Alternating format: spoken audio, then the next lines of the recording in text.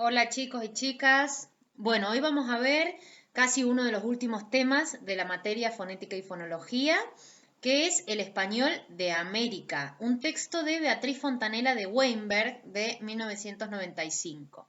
En este texto nosotros vamos a ver por qué y cuáles son las características que hacen que el español que hablamos en América Latina sea tan distinto del español de la península ibérica, el español peninsular, que es el español de España. Vamos a ver algunos de los rasgos tan característicos de las distintas variedades dialectales en toda América Latina, cómo hablan en distintos lugares de América Latina, y qué es lo que los diferencia, cuáles son los rasgos en los niveles de la lengua que hacen que sea tan diferente del español de España.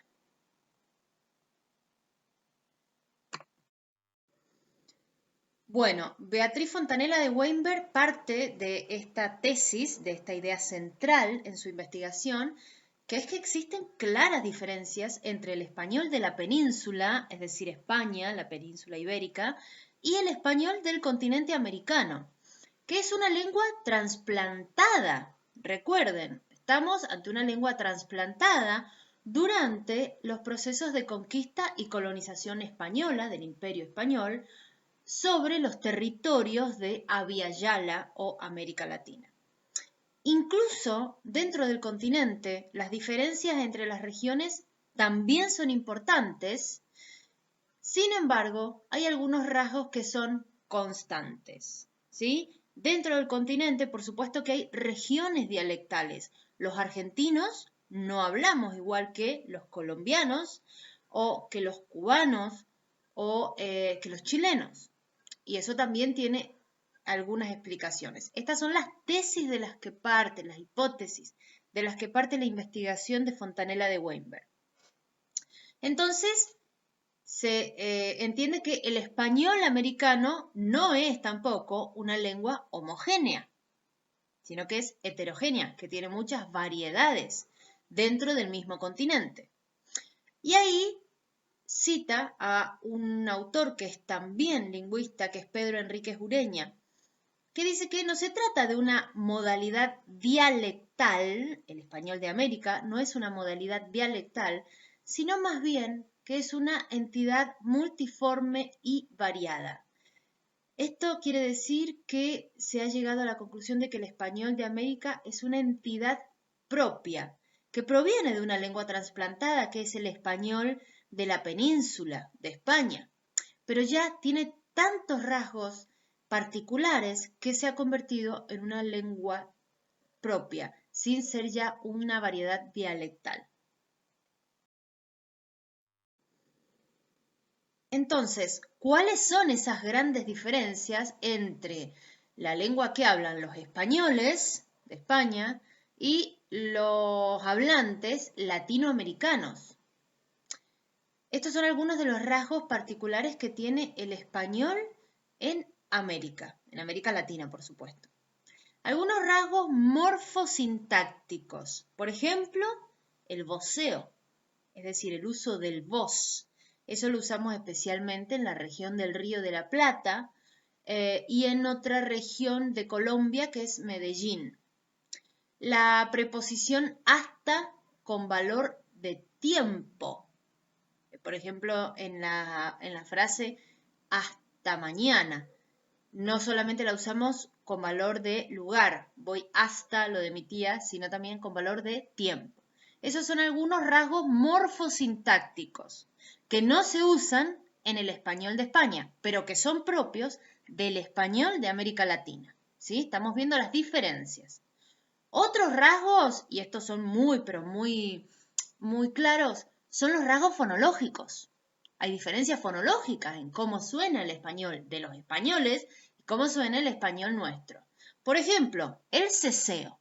El ceseo es el uso del fonema S que se produce en toda América y en el sur de España y en las Islas Canarias. No es solamente propio de América y ahora vamos a ver por qué. Ustedes se acuerdan que cuando hacíamos las transcripciones fonéticas no poníamos la Z, ¿sí? Poníamos la S directamente. o podían ponerla igual, pero nosotros en América Latina usamos la S, no pronunciamos la Z como del zorro, como lo hacen los españoles, ¿sí? Eso es el fenómeno conocido como ceseo. Otro de los fenómenos es el yeísmo. Esto es el uso de la Y o del fonema Y, ¿sí? Que también lo veíamos. Nosotros en muy pocas zonas de acá se dice lluvia. Especialmente casi todos decimos lluvia o lluvia, ¿sí? Esos son alófonos del fonema Y.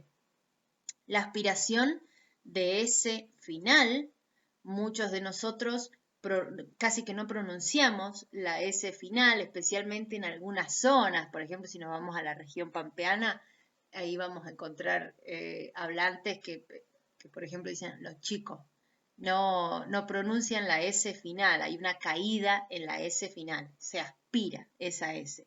Lo mismo que el fonema de la J, que es el grafema J, que en el español de España se marca mucho la J bien velar, ¿sí? Bien pronunciada en el velo del paladar. En cambio nosotros la aspiramos, la pronunciamos un poquito más suave, decimos Jorge. En cambio los españoles dicen Jorge o joder, ¿sí? La pronuncian mucho más fuerte, digamos, mucho más... sí, mucho más intensa. Nosotros la suavizamos o aspiramos. Esos son otros de los rasgos fonológicos que nos diferencian de los españoles de España.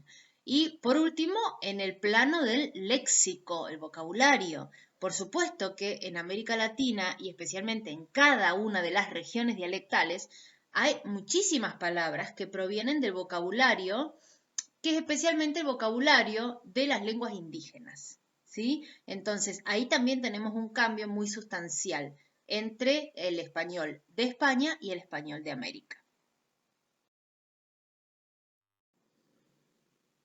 Bien, entonces, dice Fontanella de Weinberg que el español de América es una entidad que se puede definir geográfica e históricamente, que está conformado por variedades dialectales que comparten una historia común.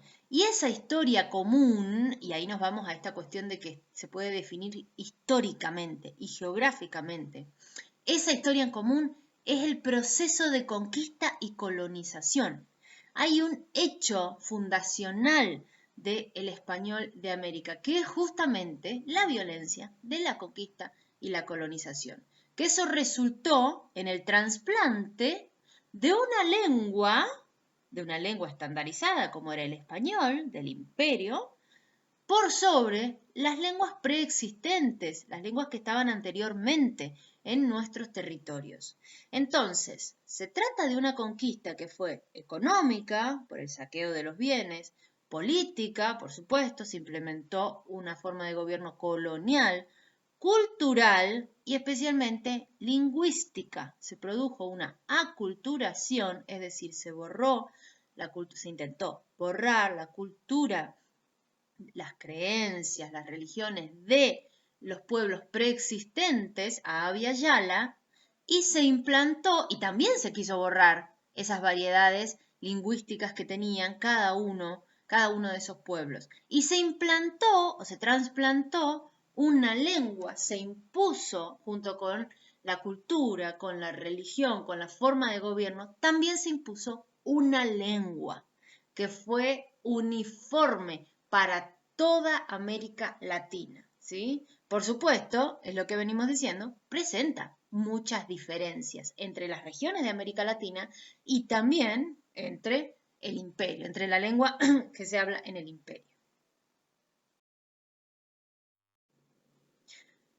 Bueno, entonces, vamos a ver cuáles son esas tres teorías que explican las diferencias entre el español de España y el español de América. Nosotros ya vimos cuáles son esos rasgos que hacen que la lengua española de España y la americana sea tan diferente.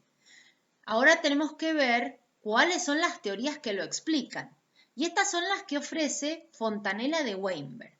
La primera de las teorías es la teoría del sustrato. ¿Qué es esto? Fontanella de Weinberg recupera las teorías de Rodolfo Lenz, que es también un lingüista, que habla del español de Chile y explica que en Chile tienen esa forma tan particular de hablar porque la variedad chilena está influenciada por la lengua araucana, ¿sí? La lengua de la rama de los mapuches, de huelches. Se basó, Rodolfo Lenz, en las investigaciones sobre el latín y el proceso de conquista de otros pueblos. El latín, también, hacia el siglo I, se fue imponiendo por sobre las demás lenguas. Durante el Imperio Romano estamos hablando, ¿sí? De la misma manera que se impuso el español en América. Abajo, digamos, debajo de sustrato, había otras lenguas que, por supuesto, luego influenciaron en esa nueva variedad que se conformó ya del español, pero influenciado fuertemente por algunos rasgos del araucano, ¿sí? Del mapudungún, del tehuelche, ¿sí? De la rama de los araucanos, estamos hablando. Entonces, la lengua de los conquistados, decía Rodolfo Lenz, permanece como un sustrato para esa nueva lengua que es la trasplantada y que se construye a partir de esa conquista. En todos los procesos de conquista y colonización ha pasado exactamente lo mismo. En Australia, en Nueva Zelanda, pasa exactamente lo mismo. Una lengua se impone y las otras lenguas funcionan como sustrato. No desaparecen del todo, sino que quedan, digamos, viven en, por ejemplo, los rasgos fonológicos de esa nueva lengua o en algunas palabras en el léxico. Los sonidos del español de Chile son araucanos, es decir, lo que ha pervivido especialmente es el sistema fonológico, aunque el vocabulario y la sintaxis es española. ¿Sí? Ahí tenemos una gran explicación que es la teoría del sustrato.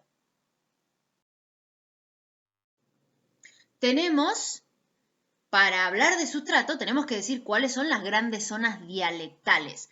Estas son solamente las grandes zonas dialectales. Por supuesto que dentro de cada territorio, que después se constituyó en territorios nacionales, hay muchísimas variedades. Nosotros en la región del Cono Sur de lo que hoy es la República Argentina, tenemos unas 23 variedades lingüísticas preexistentes, es decir, lenguas indígenas, ¿sí? Acá estamos mencionando solamente, las que menciona Fontanella de Weinberg, son las 5 grandes zonas dialectales, ¿sí? Por supuesto, después tenemos que mirar con mucho más detalle cada una de esas lenguas en cada región. Pero las 5 más grandes son las zonas de México y el sustrato que queda ahí es el sustrato náhuatl, ¿sí? De los indígenas, por supuesto, la lengua indígena que funciona como sustrato es la lengua náhuatl. La segunda zona es la zona caribeña y la lengua que está funcionando de sustrato en esa región es el sustrato maya, maya quiché. La tercera de las regiones es la región andina, del Incario. Entonces ahí la lengua que queda como sustrato, que funciona como sustrato, es el quechua y también en gran medida el aymara. En la zona de Chile especialmente y en la región de Cuyo también, no podemos olvidarlo, la lengua que está funcionando de sustrato, es decir, que influencia a la lengua transplantada, que es el español, es el araucano. Como les dije recién, son las investigaciones de Rodolfo Lenz. Y en el Río de la Plata, en la región de Río de la Plata, que comprende la zona de Uruguay, norte de Argentina, noreste de Argentina y por supuesto Buenos Aires, la zona de La Pampa, el sustrato que funciona de la lengua indígena es el guaraní. Esas son las 5 grandes zonas dialectales. Entonces, llegamos a la conclusión de que las lenguas indígenas proveyeron, por ejemplo, la entonación. Si ustedes se ponen a pensar, en cada región de América Latina e incluso dentro de nuestro territorio nacional, cada uno tiene un cantito, ¿no? Cada provincia, ni hablemos de los cordobeses, Cada uno tiene un cantito. Eso es la entonación o los rasgos suprasegmentales, que lo vamos a ver después en la materia. La entonación se la dan los sustratos, ¿sí? Las lenguas indígenas le dan la entonación a el español que funciona ahí de lengua estándar. El léxico, por supuesto, también, el léxico de la flora y la fauna especialmente, porque es el paisaje circundante. También se lo provee el sustrato, la lengua sustrato, que es la lengua indígena. Y en algunas regiones también puede haber hasta moldes sintácticos, es decir, formas en las que se organizan las oraciones. Por ejemplo, ahí en este último punto, en los moldes sintácticos, perdón, en el habla cubana o de algunas regiones, Puerto Rico, que tú quieres, por ejemplo. Eso es una variación sintáctica en el orden de la oración. El orden canónico sería qué quieres tú o qué quieres, pero en estas zonas se alteran, ¿sí? Varían las partes que conforman la oración. Eso es una estructura sintáctica o un molde sintáctico que proviene de las lenguas sustrato, ¿sí? Fíjense entonces cómo en todos los niveles de la lengua, en el morfológico, en el fonético, que es el que nos interesa, en el léxico, en el sintáctico, en todos los niveles de la lengua, aparecen variaciones, ¿sí? Variedades de ese español trasplantado. Y esta es una de las explicaciones, la teoría del sustrato. Es una de las explicaciones. Vamos a ver otras. Algunos críticos, y científicos de la lengua, creen que no es suficiente la población indígena para hablar de una lengua sustrato como influencia en el español. Esta teoría, por supuesto, está totalmente desmentida porque de hecho sí es suficiente la población indígena. Estamos hablando de un texto de 1995, ¿sí? Es un poco viejo, pero es, digamos, el texto más claro y más coherente acerca de esta temática. No se puede atribuir la particularidad del español solo a las lenguas sustratos, hay otros factores. Esto es una tesis cierta, está bien. Existen las lenguas sustrato en las poblaciones indígenas, que son las que están influyendo a través de algunos sonidos, algunas palabras, el vocabulario, en la lengua estándar, que es la que se convirtió en estándar, que es la transplantada, el español, ¿sí? En América Latina. Ahora bien, no es la única explicación. Eso es lo que dice Fontanella de Weinberg. No es solamente la teoría del sustrato, la única teoría que explica por qué en América Latina se habla una variedad tan distinta del español de España, ¿sí? Vamos a ver cuál es otra de las teorías. Esta es una teoría que tiene muchísima aceptación al día de hoy, por supuesto, que también viene a complementar la teoría anterior. Es la segunda de las teorías. Es la teoría andalucista. Andalucista porque hace referencia a Andalucía, al sur de España. Y esta teoría dice que el habla de los colonizadores claramente influyó en el español de América. Es decir, la variedad peninsular. La variedad peninsular, la lengua española que ellos traían, pero dentro de España también había variedades lingüísticas. No se habla igual en Madrid que como se habla en Granada o en Andalucía, ¿sí? No se habla de la misma manera. Yo ahora les voy a poner algunos videos. Entonces, la variedad del español que traían los colonizadores también influyó. No solamente influye el sustrato indígena, sino qué variedad traían esos colonizadores, ¿sí? Es el caso de la lengua andaluza y la extremeña, ¿sí? La de Extremadura, la de Andalucía, toda esta zona que les estoy diciendo que es el sur de España. Esta variedad del español tuvo un influjo en las zonas costeras americanas especialmente, que fueron las que primero se poblaron, por supuesto, porque los españoles vinieron hacia la costa, luego empezaron a poblar las otras zonas del continente. que fueron, bueno, esto mismo que les digo, las pobladas, perdón, más tempranamente, y se trata de una inmigración sudespañola, es decir, del sur de España, en los 2 primeros siglos de la conquista, ¿sí? Entonces, esta teoría, que tiene mucha aceptación, explica bastante por qué los latinoamericanos tenemos esta variedad lingüística tan distinta de cómo se habla en España. Porque los conquistadores en los 2 primeros siglos de la conquista, estamos hablando del siglo XVI y XVII, por supuesto, provenían especialmente de las zonas del sur de España. Entonces, ya traían una variedad del español, ¿sí? No hablaban el español de Madrid, sino una variedad lingüística, ¿sí?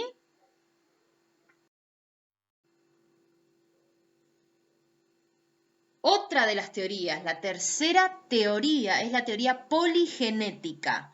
Poli significa muchos, gene significa origen. Entonces, esta teoría dice que existen muchos orígenes de por qué el español es así y más o menos refuta algunas de las otras teorías.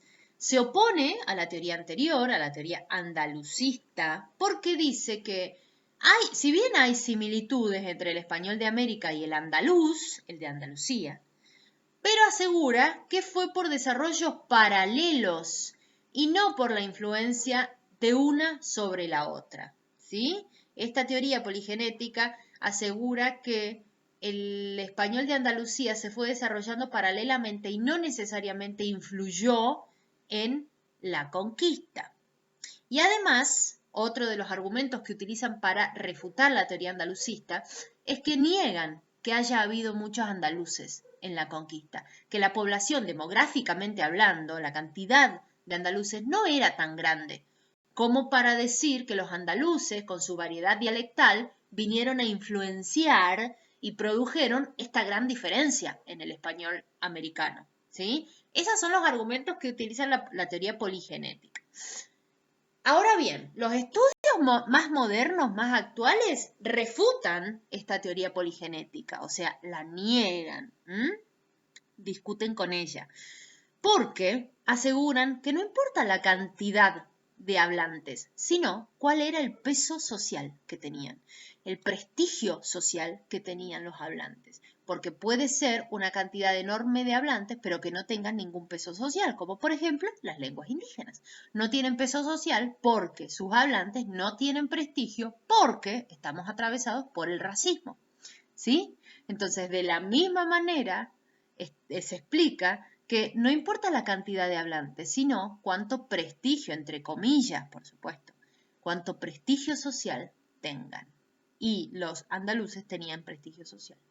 Se atribuyen los rasgos a diversas influencias. Por ejemplo, el ceseo americano, pero no a los andaluces, porque consideran que el ceseo andaluz es posterior a la conquista, ¿sí? Esta es otra de las refutaciones que le hacen a la teoría andalucista. Existe el ceseo americano, sí, pero no es por los andaluces, dicen los teóricos de la teoría poligenética, ¿sí? Sin embargo, esta teoría, la teoría poligenética, no tiene vigencia porque se ha demostrado que es todo lo contrario, que de hecho el andaluz sí influyó en la variedad lingüística del español. Pero bueno, esto es para mostrarles cuáles son las teorías, que ustedes lo van a leer bien en el texto de Fontanella. Esto es un pantallazo general. Estas son las 3 teorías, digamos, más grandes que explican por qué en América Latina hablamos tan distinto de cómo se habla en España. Entonces, como conclusión del debate, en el texto de Fontanella de Weinberg, se dice que el ceseo, el yeísmo, las aspiraciones de S y J, el debilitamiento de la D, por ejemplo en pared, vieron que nosotros no decimos pared, decimos pared. Confusión de R y L en Puerto Rico, por ejemplo, en las zonas caribeñas, mi amor. La caída de F inicial, en el español antiguo se decía farina, luego esa F, ese fonema cae y por eso se pone la H como un grafema simplemente y se dice harina, lo mismo que hermosa, Formosa es la provincia hermosa. Por eso se llama Formosa, Fermosa, cae la F inicial y queda una H como un grafema nada más, por eso queda harina, hermosa. Bueno, todas esas variaciones fueron traídas de la zona andaluza y también esta variedad de los andaluces está influenciada por el habla sevillana, de Sevilla, ¿sí? Que comenzó a tener mucho peso cultural hacia el siglo XVI. Y estas variedades son muy diferentes a la variedad madrileña. Ahora les voy a poner un videito. Los andaluces constituyeron un fermento muy importante en los rasgos fonológicos del español de América. Entonces, la teoría poligenética de los diferentes orígenes cae y la más importante es la andaluza, aunque también, por supuesto, se reconoce la teoría del sustrato. ¿Sí ven? Son tres teorías distintas, algunas se complementan y otra queda excluida. Fontanella de Weinberg también habla en este proceso de imposición de una lengua sobre una multiplicidad de distintas lenguas, en este proceso de aculturación que fue la conquista y la colonización de América Latina, habla del proceso de coinización y estandarización de la lengua. Esto se produce una vez que se trasplanta, de manera siempre violenta, una lengua sobre un territorio. Se trata de procesos generales en casos de trasplantes de lengua y estos procesos son lentos y graduales. No es que se implementó el español y se comenzó a hablar en los primeros 50 años de la conquista, sino que fue un proceso bastante más lento que duró varios siglos. La koiné, la lengua koiné, es el resultado estabilizado de la mezcla de subsistemas, es decir, de los subdialectos lingüísticos, como dialectos regionales o literarios. Confluyen diversas variedades de la misma lengua, el español. Diversas variedades, las distintas regiones, cómo se habla tan distinto, por ejemplo, en Chile, lo que decíamos recién, en la zona del Río de la Plata, en la región andina, en la región de México, etc. ¿Sí? Entonces confluyen diversas variedades de la misma lengua que es el español, aunque una tiene más peso. Se reducen y simplifican ciertos rasgos y se constituye en una lengua franca regional de uso común. Entonces aparecen hablantes nativos y luego se estandariza. ¿Esto qué significa? Que de todas esas variedades que nosotros vimos, cómo funcionan los sustratos en cada una, como por ejemplo en Puerto Rico dicen miamol, hay alguna de todas estas variedades que se vuelve, digamos, la variedad de mayor prestigio. Entonces, por ejemplo, ustedes verán en los doblajes de las películas o de las series que la variedad lingüística que predomina es el español neutro, entre comillas, que en realidad es el español que se habla en Colombia. No es tan neutro. Tiene un cantito, tiene una variedad, tiene rasgos particulares, pero se ha aceptado esa variedad lingüística del español en América Latina como una lengua, digamos, koiné, ¿sí? Como este sistema, como el resultado estabilizado de esa mezcla de todas las variedades lingüísticas, ¿sí? Del español, de todas las variedades regionales, de todas las regiones de América Latina, digamos que la más aceptable es la del español neutro, llamado así, pero que no es neutro. ¿Sí? Fíjense, se van a dar cuenta. Bien, luego, el proceso de coinización después lleva al proceso de estandarización. Bueno, ¿y cuándo se estandariza esa lengua, esa koiné, esa variedad que tiene más peso? Se estandariza cuando le empiezan a usar las instituciones de la vida social. Una vez que tiene hablantes nativos, que empiezan a nacer niños y empiezan a hablar con esa variedad lingüística, con esa lengua, y Cuando es usada por miembros de la corte, de la justicia, del gobierno, de la religión, y ni hablemos de la escuela. La escuela también, la educación tiene un papel fundamental en la estandarización y en el prestigio de las lenguas. Por ejemplo, no sé si ustedes recordarán, quizás no lo tuvieron así, pero a mí me enseñaron que la segunda persona del plural era el vosotros. Cuando nosotros, acá en Argentina, en América Latina, en toda América Latina, no usamos ese pronombre personal. Pero hace unos años nos enseñaban que la segunda persona del plural era un vosotros. Fíjense cómo tendríamos decolonizada la educación y la lengua, como para que nos sigan diciendo, en los 90 les estoy hablando, en la educación de los 90, que el pronombre de segunda persona de plural es un vosotros, cuando nosotros no tenemos ni idea de lo que es eso, porque nosotros usamos un ustedes como segunda persona del plural. ¿Sí lo ven? Eso fue cambiando. Ahora se enseña el ustedes, aunque también se menciona el uso del vosotros, pero porque se la reconoce como una variedad en el español de España. Nosotros aquí en América Latina no usamos ese pronombre, usamos el ustedes. Entonces, una vez que en la educación, en el gobierno, en la justicia, en todas las instituciones de la vida social se comienza a usar esa variedad, se estandariza, se convierte en la lengua estándar. Y por supuesto, también dentro de cada región o país funciona de la misma manera. Se convierte en una lengua oficial en cada una de las regiones que por procesos históricos luego se convierten en repúblicas, ¿sí? Pensemos en la región de la República Argentina. Nosotros aquí adentro, como decíamos antes, tenemos muchas variaciones, muchas variedades lingüísticas del español. En el Río de la Plata, en la región del Río de la Plata, que es Buenos Aires, como nosotros decimos, como hablan los porteños, vieron que nosotros decimos así, bueno, no hablan igual que nosotros los mendocinos, o ni hablar que los cordobeses, o que los jujeños, o los de la Patagonia. Bueno, los de la Patagonia tienen rasgos muy similares, igual que la región pampeana a la lengua del Río de la Plata, aunque la Patagonia también está muy influenciado por el araucano.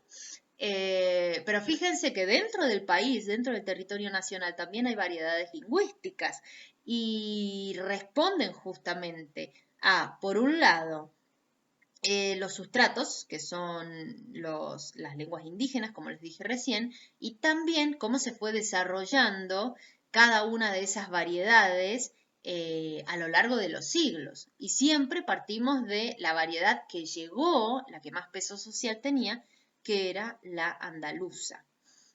Esto sería entonces en cuanto a la teoría de Fontanella de Weinberg acerca de las diferencias entre el español de España, recuerden, y las distintas variedades que hay en América Latina. Bueno, ahora a ustedes les queda leerse el texto.